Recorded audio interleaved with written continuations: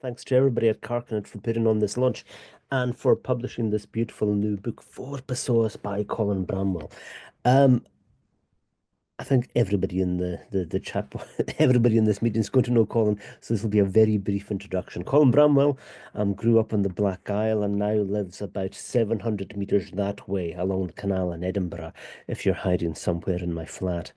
He studied literature at Edinburgh, McGill in Canada, Oxford, and St Andrews. His first as yet unpublished poetry collection was shortlisted for the 2020 Edwin Morgan Prize, and his translations to the Taiwanese poet Yang Mu won the 2018 John Dryden Translation Competition. His translation of Ko Hui Chen's decapitated poetry was shortlisted for the 2024 Lucien Strick Asian Translation Prize. And his most recent book is Inez McNachal's Beyond, which he co-edited with Gerda Stevenson. Colin is also a member of the South Bank New Poets Collective and holds a doctorate in creative writing from St Andrews, and a very, very good doctorate it is too. Colin, as far as I know, only writes under one name, although he does also do a fine line in performances at the Edinburgh Fringe, which are not quite himself. The poet that he is measuring himself up against in this publication, though, is not so singular. Fernando Pessoa, the great Portuguese poet, wrote under the heteronyms Alberto Caeiro, Alvaro de Campos, Fernando Pessoa, and Ricardo Reis, each with a fully developed biography, style, idiosyncrasies, and reasons to find them infuriating and very difficult if you are a translator. The differences in approach that are required with each of these heteronyms is something we'll talk about in some depth later. For now, I just want to give a sense of the wit and callousness, let's say, with which Colin has addressed their work. And I'm going to read his kist. Right at the beginning of the book, there is a potted biography of each of the different heteronyms. Alberto Caeiro, Meester de Campos Pessoa Reis, lives and dies in Erbitachcho, a rural province northeast in Lisbon. Uneducated poet and anti-symbolist, holds that anything is just itself and nothing mere besides. Alvaro de Campos, restless traveller, bisexual mariner, born in the Algarve, studies maritime engineering in Glasgow, quits uni for the Orient, tacks opium, returns to Europe, lives in England, moves back to Lisbon with depression, practically a millennial, aye. Fernando Pessoa. Campos says, Pessoa is like a ball of string wrapped round itself for the in with. Technically, the guy doesn't exist. But once a man cried Fernando Pessoa was born in Lisbon, moved to Durban with his mother and stepfather, was educated in an English public school, signed returned to his home city, and lived there for the rest of his life. After his death, vast reams of literary work were found in a muckle kist in his garret. Posthumously, Pessoa became the most important Portuguese poet in the 20th century. Finally, Ricardo Reis, born in Porto, worked alternately as doctor and Latin teacher, moves to Brazil, mainly writes his Cairo-influenced odes in the metres used by Horace, pagan, epicure, grouch. Scene, Glasgow, the city and its environs. And just reading that, I realised just how difficult it is to try and read in Scots and have Portuguese pronunciation alongside it. Good luck, Colin, as you go. Um, Colin will be reading for about 20 or 25 minutes. I'll gab with him a bit and then also be inviting you to ask some questions using the text box or the Q&A. And I'll weave them into the conversations. For now, though, here is Colin Bramwell, pagan epicure, and definitely not a grouch. Definitely not.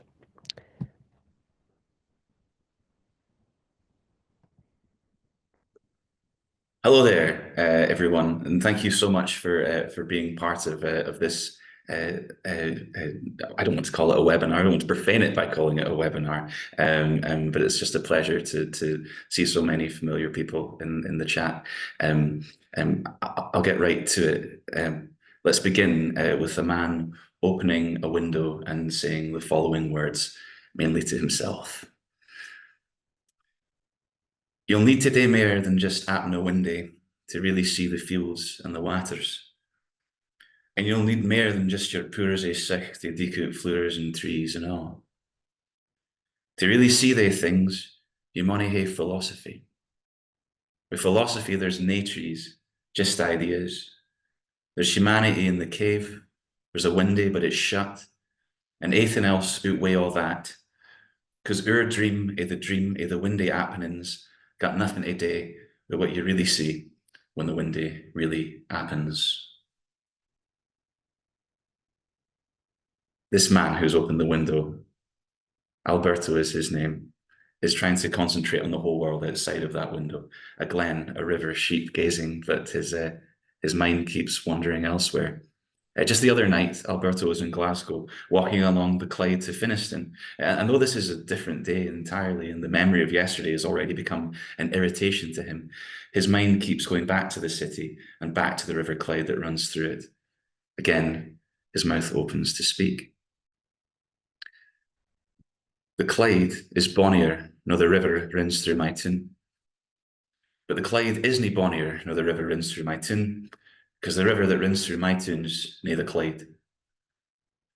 The Clyde is mony far kent ships, but for they will see an ilka thing what isna there, the memories of these ships will sail it yet. The Clyde runs down for the Megans of Lanarkshire, and after Gourock empties into the sea. We all ken this. The furious ken what the river of my town's cried, and where it comes fae, and where it gaes. Being the belanging of far less folk, the river of my town's muckler and mair free. The Clyde'll wise you to the world. Ayont it there's America, and the fortunes of folk will landed on these shores. But nae one in my town has ever thought of yon to a river. The river here doesn't make you think of muckle. They that stand for by it, stand for by it. The afternoon is here. Alberto's been standing at the window for a while, by the way, just in case you have thought that he's still in the morning. No, time moves very quickly in this reading. Alberto's observations in the Clyde again have already become dissatisfactory to him. The rivers, the cities, the towns are too mysterious within his own account. And for a minute, even in their unmeaningfulness, they still seem to mean something else. But the afternoon brings further sobriety, further clarity. And so Alberto, still standing at the window, takes a pencil and some paper and writes the following poem down. And this will constitute his day's work. The mystery of things, where is it saying? Who come it when it just shaw itself so we can let licht it's a mystery after all? What does the river ken it? What kens the tree? And what do I ken? I was na mair nor they. Every time I see a thing and think, but would my species mak o' that? I mak assume like a river stricken stains for the nth time. Because the only hidden meaning of things is that things dinna hae hidden meanings. And here's the most curious of ilka curiosity. Mere unco than all the dreams of all the poets and metaphysicians in the world combined. Ilka thing is only what it is. Aye, here's what I've divined through my own gumption. Things dinna hae meaning, they hae existence. The only hidden meaning of things is things. And just like that, the sun has gone down as soon as the poem finishes. I often have this problem with my own work. But Alberto is used to, he shuts the window, lights a candle, and takes one last look at the glen, listens out for the sheep, hears nothing. He sees the trees in his street, he sees the world that he lives in. Then he shuts the curtains, gets into bed, and lies there with his eyes open. Whether or not he writes the following poem, the last we'll hear from Alberto tonight, or just thinks it is irrelevant, his day is over now, and his life will be over soon. Calling it a day, gain indoors, shutting the window. They bring a candle, say good night. Content it now, I say it back. Hope my life will be this way for aye. Days of sunlicht or saftway rain, or goostress that the world's about to end. Minding the noon's south, herds, hirsels, fields, all watch with interest for the windy. One last look at the trees, tak intent of their quaintness, and sign the curtains shut, the candle burning down. I'm reading nocht, thinking of nocht, but I awake. feeling my life pass through me like a river in its bed. And outweigh all that, muckle ceilings, a sleeping God.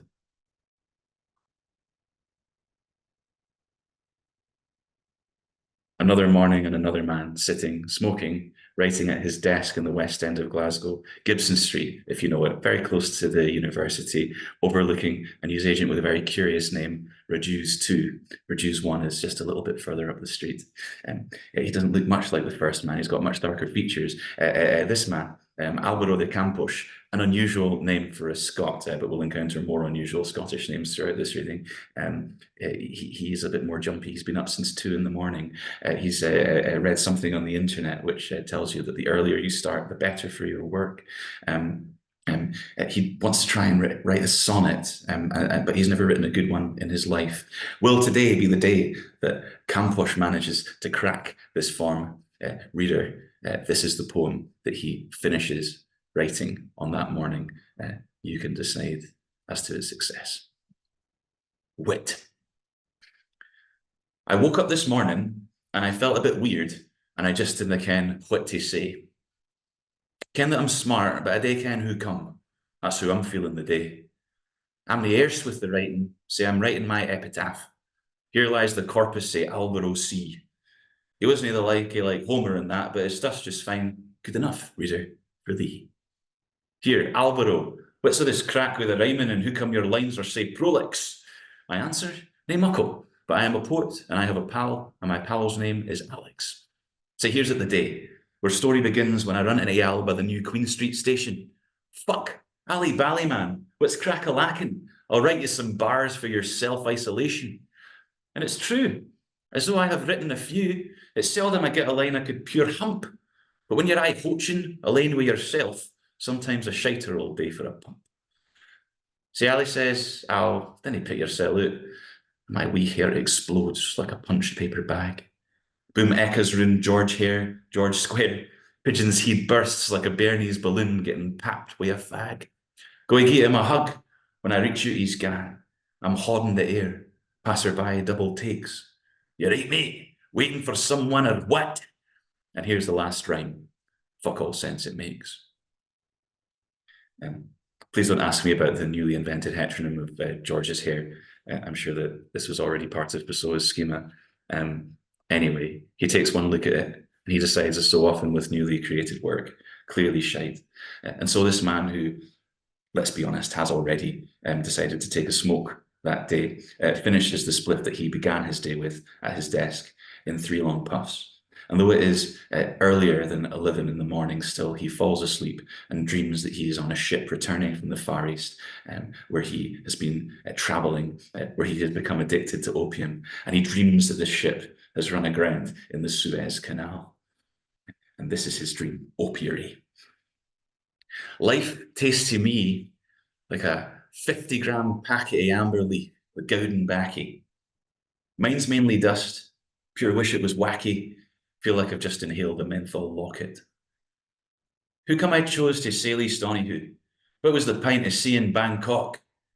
It's all the same, the world, all peery folk, and there's just one way to live here, for the new. A cunt on board thinks I'm a seasoned traveller. I've been to Lisbon once and twice to Spain. My heart feels like some mad old bint in pain, dragging her Costa cup fae door to door. Hail family is the same way. Our thinkers. That's how come we never had the luck. Suppose I'll die before I find the nuke to lay my head for all the coming winters. Ach, I was just a Wayne man. Just some kid brung up in a province, Lanarkshire. But I've met plenty English folk that say my English isn't fucking bad. One mere snog chored fae hell's infernal moo. A door that only happens to my death. Life tastes to me like shitey amber leaf. My packet's done for I see that now. So finally, I'm giving faith a chance. Lord, unstick this midden fae the rocks. Peart the seas, unfankle all they locks, and get the sitcom in my soul to France. Eventually, the boat carries on through the canal. It's unstuck. Eventually, the addiction subsides and cold turkey is replaced by colder clarity. Um, the boat passes through the canal into the Mediterranean, and after a long time, the white cliffs of Dover become visible to Alvaro. And this is what he says about them. English song. I've telt the sun and the stars were to gae. To the world I've put a stap. I shuggled the back patch gae knowledge about, side to side, ears to tap. I went on a mission, bought some cheap shite, I licked it at insecurity. My heart's the same as I it was, half desert sand, half sky. I failed my past, failed my desires, failed in what I kent and awe. Nae darkness chores, nae licht awakes, my peerie soul is weed awa. I'm nauseous, man. I'm noch but split, nae mair than all my langing. I'm a thing that isna here, and nonetheless, once mair, I'm banging on about myself again. One mair greener glued to the big man's wheel, but life is mair canny than what'll come neist, bitter on balance to feel. He wakes up with a jolt, still in Glasgow, thank Christ. On Alvaro's desk, poetry magazines are scattered all about. He picks up a copy of a Glasgow-based magazine that he doesn't particularly care for. Gutter, it's called, if anyone cares or knows. On the back, he rediscovers the review that he wrote of it after getting in so late from the pub the night before. Same ony awesome poets, same ony bangers, genuinely rated it. An ilka poem saying the exact same thing and can't he mind a single one like. Maybe some will bide by chance in the lottery of posterity. Maybe a billionaire will like one of the poems and buy it. Ach, same ony awesome poets. How come I even bother writing poems? Whenever I write one, seems to me just like a feeling feels when you're really in it, like the only thing in the world. Meanwhile, the whole universe out with my heed fills with cold dree. This morning I see the poem written down, visible, legible, shite. But this anthology, banger after banger. What's the definition of success? A good poet publishing a good poem. And who'd you tell the good ones for the dross? I reckon there's a thin line. Pure Dovering, man. Close this book. Mere done with it, and I am with the entire world. Am I ordinary? Am I doomed? Same money, awesome poets. Fuck's sake. Well, thinks Alvaro, at least I still have the power to amuse myself. And then he remembers another detail from yesterday. Arriving back to Glasgow on the Edinburgh train, he'd been in Edinburgh the day before, the traitor, and the conversation he'd had on the way back with a stranger on that train. A feeling overcomes him, a feeling that the Portuguese would call saudade, that peculiar sense of melancholy at having lost something that you've never had in the first place. His feeling overcomes him, he forgets his sonnet, and as the afternoon turns golden over the inclines of Kelvingrove Park, and then darker still, he writes a poem about this man on the train instead. The train. I licked it for the train and said ta-ta to the new pal I'd made. We'd been together for 18 minutes. The crack was good, fraternal. I was sad to leave him there. Say casual, I never thought to ask his name. Felt like my een were waving him off with my tears. Ilka farewell is a death. Aye, ilka farewell's death. Everyone on the train, we cry life, being casual to one another, sorrowful when it's time to say goodbye. As I am human, ilka human thing moves me. Ilka thing moves me, because I am nae mere ideas or licht, but hae a true and muckle commonweal with all humanity. The maid was mistreated by the hoose, but I left greeting. She wanted to stay. The hail of this and with my heart, all the death and wastesomeness in the world, the hail of this lives and dies and with my heart. My heart's a bit muckler than the universe. A third man is also at his desk somewhere in Glasgow, but as he is the author of the other two. The less said about him, the better. As we all know, authors are never the best authorities on their own work. I've always assumed that's why academics are generally more well paid than most writers, because it's their job to know what the authors really mean. However, this particular author has defined some kind of theory on this whole matter, on the need for these first two fictional poets to exist. Even better, he's made the effort to do all that in rhyming verse. So perhaps we ought to hear him out. Uh, this is, I think, Fernando Pessoa's most famous poem, Autopsychographical. All poets are just actors, and ilk acts so savendably, will even act who aches they're feeling in reality. Readers of a poet's script encounter pine that isna real. They swap the twa fauld pains of life out for the one they dinna feel. Round and round its langsome track, the dance stops, sign restarts.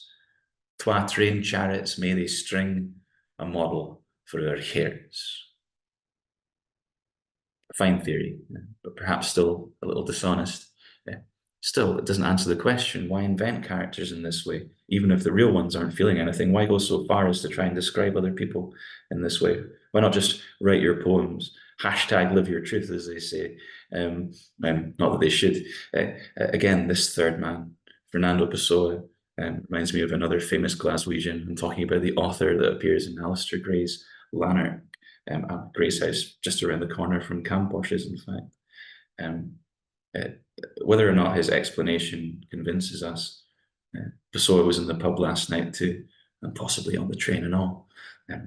But time is running short, and there is actually someone more interesting I'd like to introduce you to. So I was going to read a poem, They Ken Who Mony Souls I've Got, and I think we can just skip it though. Thanks very much, Jazz. Much appreciated. Let's just meet our final poet, our fourth man. He is somewhere in the west of Scotland. He's actually further west than the others. Although he is Scottish, again, his name is Ricardo Reis. Like the others, he has also taken the train, but he's taken it further than Glasgow. He's gone further out west to the Isle of Bute to see his friend there, a friend by the name of Nera. And Horace fans among you will know that Nera was one of Horace's female addressees. From Nera's house on Bute, you can see Arran in good detail, though Antrim isn't quite visible. In a few days' time, Reis will fly further west still, back to his new home in the Americas. He will write two poems after the visit. The first inspired by a view from Nera's bathroom window at night. Dusk in series, licht eye on the summits. In this earnest hour, I feel great, conceited, but just as there's a God in the pastures, flowers, fields, I wish there was a God in Ricardo the Nicht. And here is Reis's second, written about the opposing view of the house, with Aaron at his back, looking back east, his bedroom window in Nera's house open, overlooking the field, and with Nera naked in the bed behind. And once this poem is finished, all the windows that will open, or will have opened throughout the last 20 minutes or so, will shut simultaneously, and this reading will be finished. See the fields. See the fields, Nera, green. Wonder if the day will come when I canna see them ony mair. The mair I think about that, the heavier the cluds get. Heavier the cluds, less regal, less green, the fields. Ach, Nera, leave the future to the future. What isna now doesna exist for the likes of us. On days like this, there's nothing but green fields, blue skies about. Nera, let this be the hail world.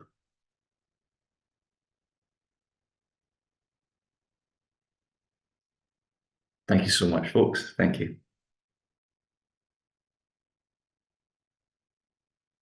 One of the odd things of a webinar is that you can't hear everybody else clapping or sit in their own homes going, "Oh, that's amazing." Thanks so much, Colin. That was a fantastic reading.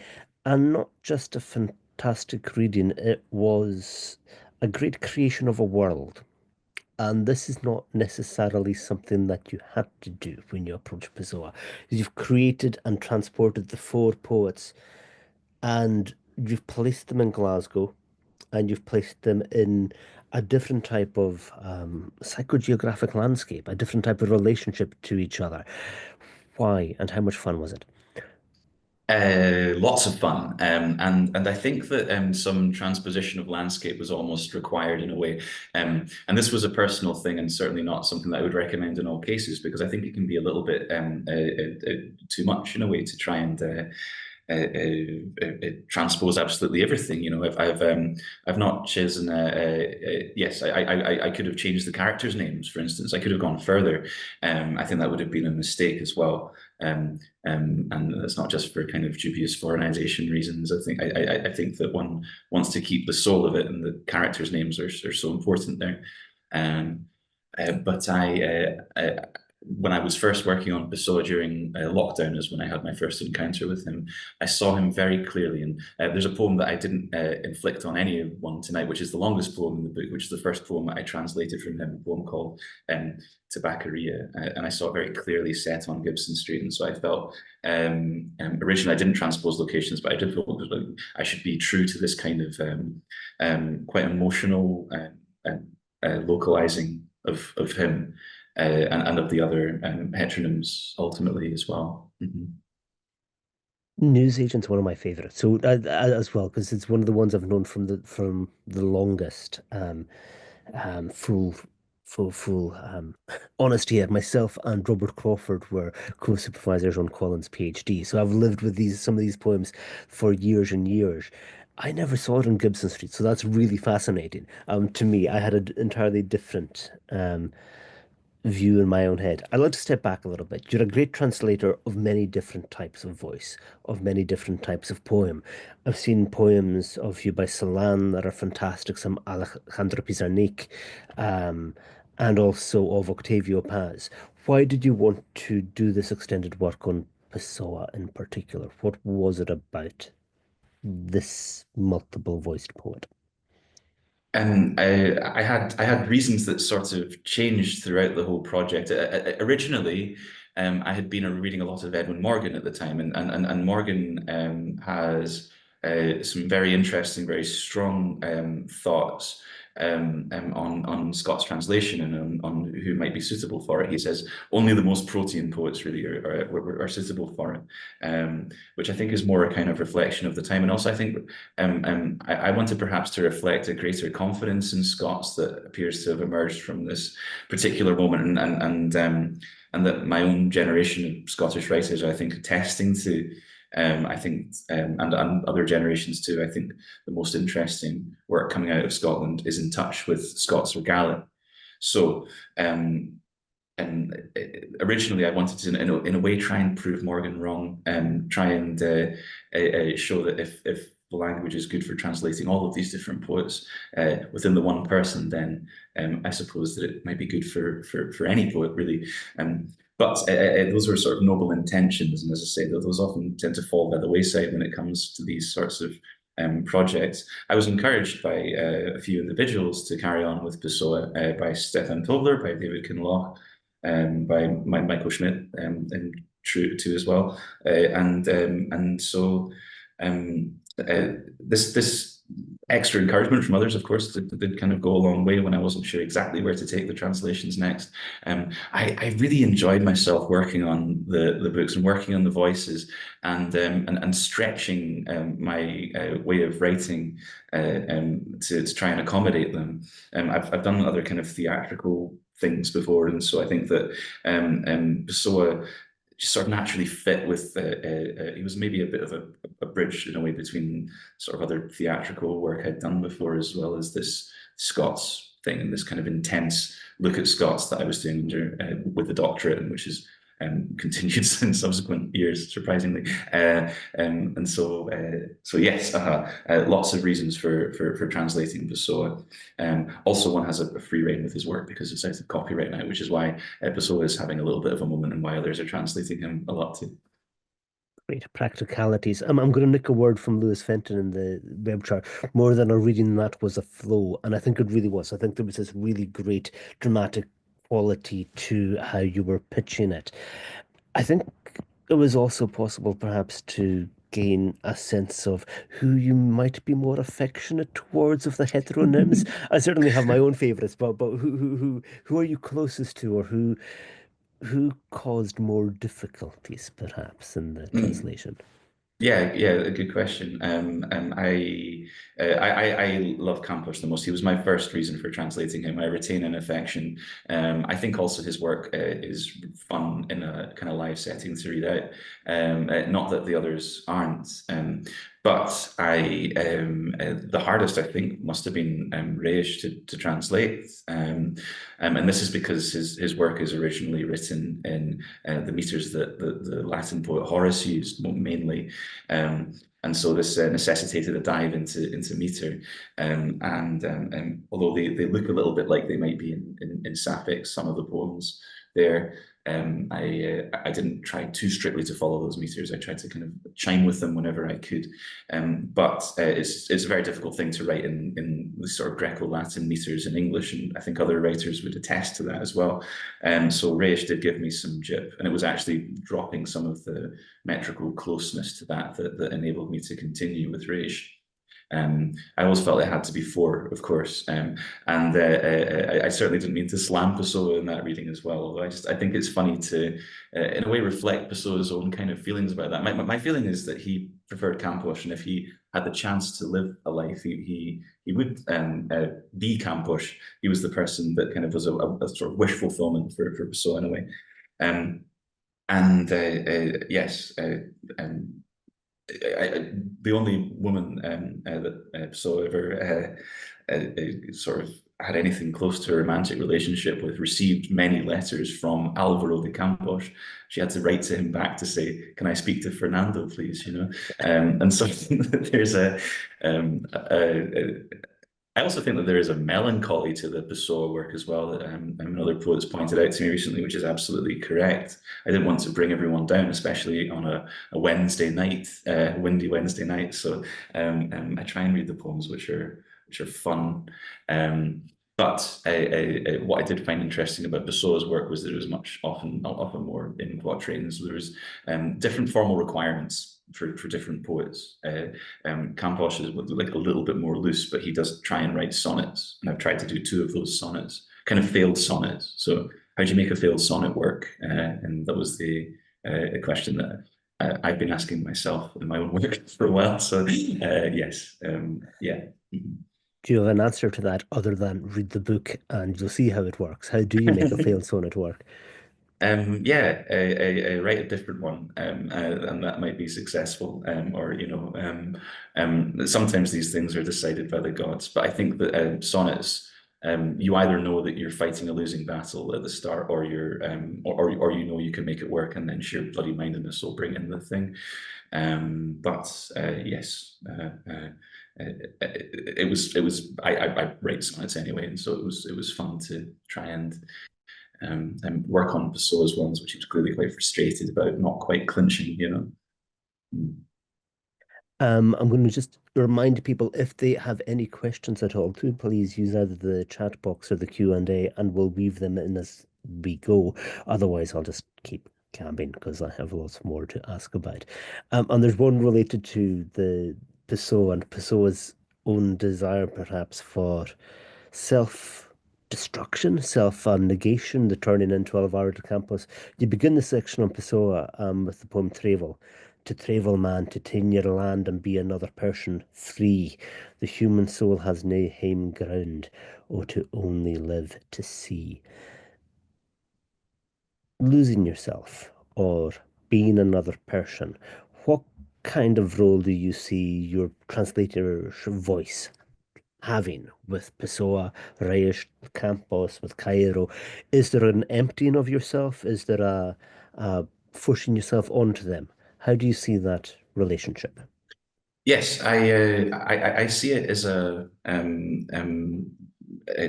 I don't feel empty so much as kind of rising to their occasions, or certainly rising to imagine dramatic occasions, perhaps of the poets themselves, or the particular poems, let's say.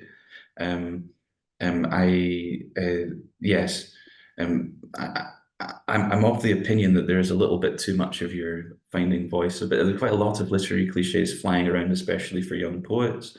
And I think that the principle of playing with one's approach is a principle which has served poets in the past and will serve us again, and that we need now, really more as much as we ever have, maybe more, considering that our language itself feels almost under assault from oligarchs and others. Um, I felt, in a way, a kind of moral imperative to try and um, not sort of abnegate the self or anything like that, but to force it through this kind of these prisms, these little Play-Doh molds of how one might be a poet, um, and to see what happens. But the core of it still had to be something close to me, or closer to me than I think other translators would choose, perhaps.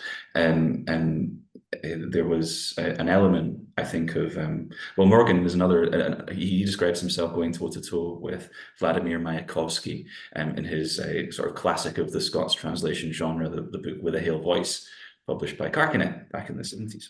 And he does describe himself as in a kind of almost a sort of boxing match with Mayakovsky, trying to find himself within it. And I had similar feelings about Pessoa too. Um, I really did want to try, and so the process of working on the book took a very long time, and I think it had to, in a way. And it wasn't a kind of necessarily a match made in heaven, but there was something so clear about Scots and Pessoa, even though it sounds like quite an obscure thing. At least everyone I spoke to said that made some kind of sense, actually, some kind of peculiar sense. Um, so I hope to have maybe a similar authorial role that Fernando Pessoa gives to his own self within his own schema. I want to be present, while trying to bring these characters alive, while trying to bring them closer to me, and trying to see how they stretch me, to stand as close to the maelstrom as I can without getting pulled in. And so the prism that you had was it's not just your own voice, it's not just your own poetic sensibility, it's Scott's. And you, at the end of the book, you say that you aim to disappoint readers in only two ways. I've no idea how many ways that you might disappoint readers, but in only two. One was that these are not faithful translations, and that you don't use a full-throated Scots. I don't know if you need to be so apologetic, but I'm going to put on a question here from Taylor in Strickland in the Q and A box there. He says that Pessoa speaks about each heteronym's Portuguese ability. So Keira's Portuguese is less elevated, less accurate. Did you feel you were able to account for the differences in the Portuguese in the Scots? Yes, although this is the confessional point where I say that my Portuguese really isn't good enough for me to have written this book.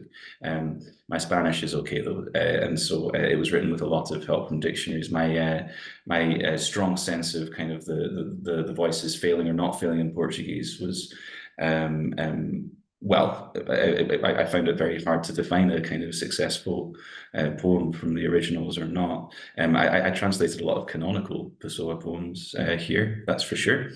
And I was at the dictionary a lot as well. And in terms of accounting for differences in register between the characters, once the thing was carried across and I kind of had my sense of it, I just took it whatever way I wanted. Um, there was a bit of fumbling in the dark, but then also when the selection of poems kind of coalesced, I think that coherences and voice sort of coalesced as well. Also, good old plain research. And Pessoa is a very sort of benefited from being very widely translated into English, and including his critical writings. And so I took a lot from his critical writings in terms of characterization, and that I could bring into my Scots translations, for sure. But then also, yeah, as I said, there was something about wanting to see what Scots could do with them, and to have these kind of different characters and different levels of confidence, I suppose, in your characters. I think that Cairo is. But I mean, Pessoa was described as four of the best Portuguese poets of the last century, and so I think no one would be doubting Cairo's poetical ability. You know, I think it would be maybe a wee bit too much to translate into some kind of imagined naive dialect of Scots. And one could have adopted a more kind of Leonardy approach, perhaps more like Tom Leonard there. This to me would have been going a little bit too far again, because part of the challenge was not just differentiating voices, but kind of bringing them all together and making sure that they were all still the same person talking. That felt important to do as well. Michael in the Q&A has pointed out that your Scots is more direct than Edwin Morgan's, and you manage to find a complete subjectivity in the text through your Scots as well. And so I think that's right. You're not quite as direct as Tom Leonard, but you're somewhere in between. You're trying to tread a really interesting line in which you have direct address, rootedness, and character and flavor at the same time in the different heteronyms. But it's also a synthetic Scots. Mm-hmm. I was right in between, which gave me all sorts of fears about it, because my original Pessoa translations were more, I think, in the kind of a literary Scots mode that I had chosen for other poems. I have a long translation of a poem by Octavio Paz, which is very much more in that mode and is not, to my mind, casual in the way that the Pessoa voice, or more casual, I should say. There is still kind of a lyricism here. Um, and I think there was a kind of temporal concern for me as well. My reservations, I don't have complete reservations about a high literary mode. I think that it's important for poets just to write whatever however they want. I don't buy the class warfare of simplicity, and I think that complexity is something that I prize even more in this day and age now. That said, I was very aware that not only was I trying to change the language of the book, or language of Pessoa, but there was a kind of temporal updating going on. This is something, a book that was about sort of 100 years. It was 100 years after Pessoa was writing many of these poems. And I wanted the voice to chime more, I think, with the way that people spoke. Now people might speak in my own generation, which wasn't like filling it with full of kind of like, internet cliches. Although probably a few have snuck in there, but rather a way to kind of reflect how people were talking, while also point them towards a kind of the existence of a higher literary mode. And so elsewhere in my work, I explore the kind of higher modes and the lower mode as well. Let's see these rather than on a vertical scale as a horizontal one. Yes, let's call that a spectrum. Maybe higher and lower isn't right. Yeah. Well, we don't need to worry which one of the heteronyms is more likely to be on TikTok then. We don't need to think in those terms. Um, All I hope, yeah. but but let's get to the nub of it. Let's talk orthography, baby. How did you choose how to lay Orthography, baby, orthography. This is why the left are doing so badly politically. Can I say? But sorry, on you go. No, Um, it's simply because so much time is actually spent in discussions of Scott language poetry, of how you spell the words, how you lay out where the translation goes, if the translation, how if there's a gloss or not, if it's at the bottom of the page or at the end of the book. Does it matter? Why did you choose? And I think the way it's presented is really elegant, because as we saw on screen, it looks really good on the page as well. It's really easy to follow. But are these important questions, or should we be considering the death of the world around us first? Yes, but also I think that these are important questions for Scots. I think they're sort of existential questions for Scots because the Vogue, I think coming out of the kind of leading poets writing in Scots, Robert Crawford, Kathleen Jamie, Harry Josephine Giles. Is a Scots kind of is a glossary, a prose glossary to go alongside it. For aesthetic reasons, I have gone a wee bit against this. Not that I would never use it, and I think maybe for if I go publishing more somewhere higher register Scots, I might explore that option. But for this, I felt very important that it should be one text. I think it is demanding on the reader to have an extra glossary and to be reading two texts simultaneously, and in the way that I wanted this to be. Um, Accessible is not the word because I wanted people to be able to figure it out with a little work, with not too much work. Um, and so there are also a wee bit of kind of shifts in grammar that go along with different characters. Campos, for instance, is a wee bit more takes a step closer to English, I think, now in places. And Raish, I hope at least brings things back to a kind of Scots. There's a you can talk a little bit in English between English and Scots about a kind of sliding scale, you know. So somewhere in the middle, but pointed towards Scots is what I was aiming for. And as I said, that was in a way to give other people in my generation the kind of chance to think, imagine if we just dialed up the Scots like a little bit more in the way that we spoke. This to me seems like it could be one way forward for the language. And although I love and appreciate high lyricism, I think that we can advocate for writers to do what they want with it. And so I suppose those were my reasons for yes for um, uh, making the orthographical choices that I do in the book. But as ever, and as any with any Scots text, reading it out loud tends to demystify it. Um, I think that's right. The Lewis Fenton, you might have seen in the comments already, has said this was like suddenly finding a full pine in the guttering. So I think your Scots is working well. It's got this wonderful sense of richness to the language and to the imagery as well. Got a few questions, just a few more questions for you. One on process and two on the future, because that's always good to know. The process one is from Mark Decker. When you were working on the translations, if you met a section where you had to choose between the specific words or the meanings, which one would you lean towards? Um, how loose were you? How wild did you go with your own versions? Yeah, it really depended what the text called for, you know, because so there was sometimes a sense of not wanting to multiply entities beyond necessity. That said, I read all of the English translations of Pessoa I could find, so I didn't want to repeat anything from them either. That was another thing in the background. Why repeat something if it's already been said? And I found a lot of similarities between the translations as well. So I think that's something that a widely translated writer, you have this extra responsibility. If it was a first time of one writer into English or Scots, then you're I think giving yourself less leeway. I think that's seems ethically probably about right. Certainly in the first airing, let's say, of that writer's work, foreign language writer's work.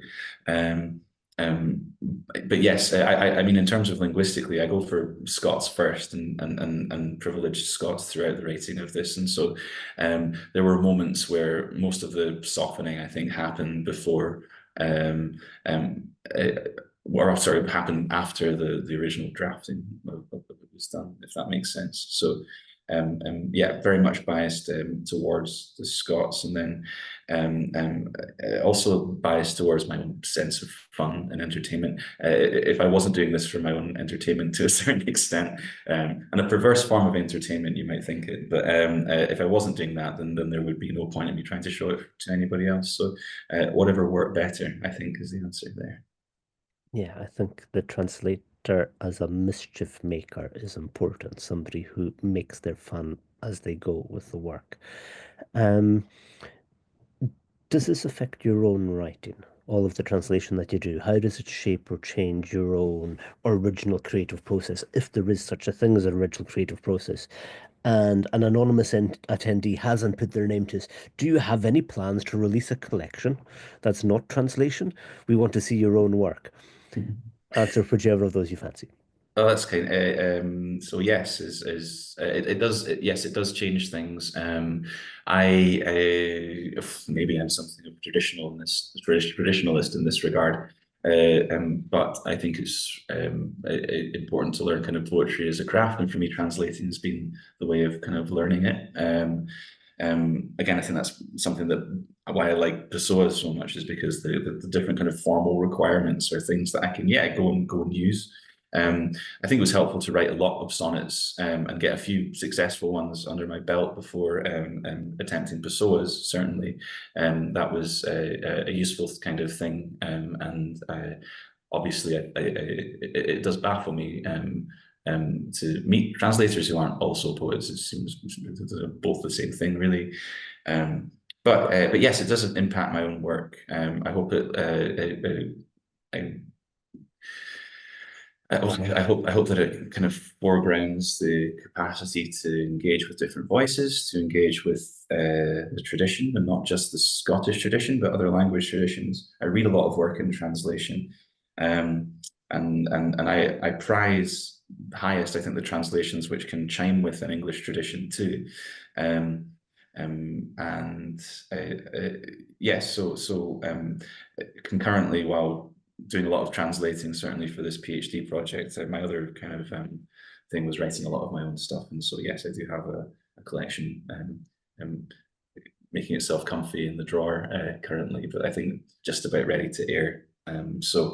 Yes, it affects me and impacts me greatly, and it's something that I would recommend to any poet interested in developing their craft. I think it's almost impossible to do it without translating. In fact, uh, it was Ezra Pound who said that for the first 10 years of being a poet, everything you write will be garbage, so you should just translate. Well, that might be a kind of typically extreme statement, there's something to it still, and so that's a route that I've taken in learning craft, I think. Mhm. As long as it's only the first 10 years and not the first 30 or 40, but I think we'll all be fine. Um, Yeah. I think that's translation as a form, as a way of inspiring your own writing, of shaping your own thoughts, of allowing you to play with the kind of poet that you want to be. I think chimes with a lot of people I've spoken to about this. Um, and it's never a matter of it taken away in any way that I've had that sense.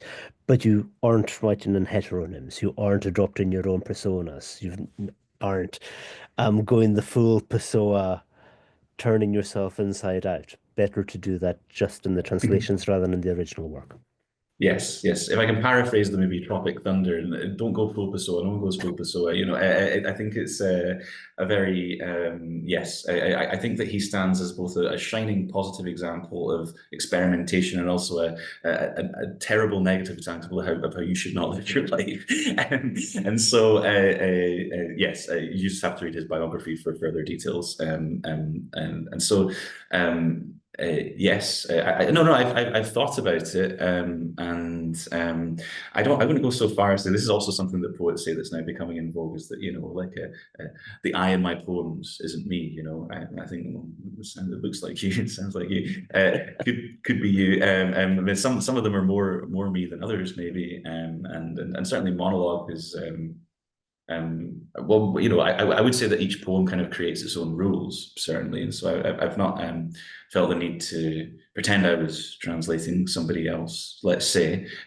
But who's to say that I wouldn't in the future, if it was necessary, if it felt necessary to have that extra nice kind of layer of masking things. That's something I appreciate in other people's work for sure.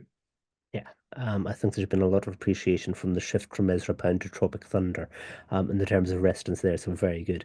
Yeah. Horizontal spectrum, can I say? Yeah. Yes, we're keeping it out. Maybe that's high and low, actually. Never mind. And I think as a testament to the power of the reading earlier, and the shape of it, basically Lewis Fenton's wanting to see you on stage. I think doing all of Newsagent, or maybe doing it all as one show. Do you have any performances, any plans for a performance or for a recording or a video of the whole book or some of the poems in the book, or a way of bringing the voices to life of the launch?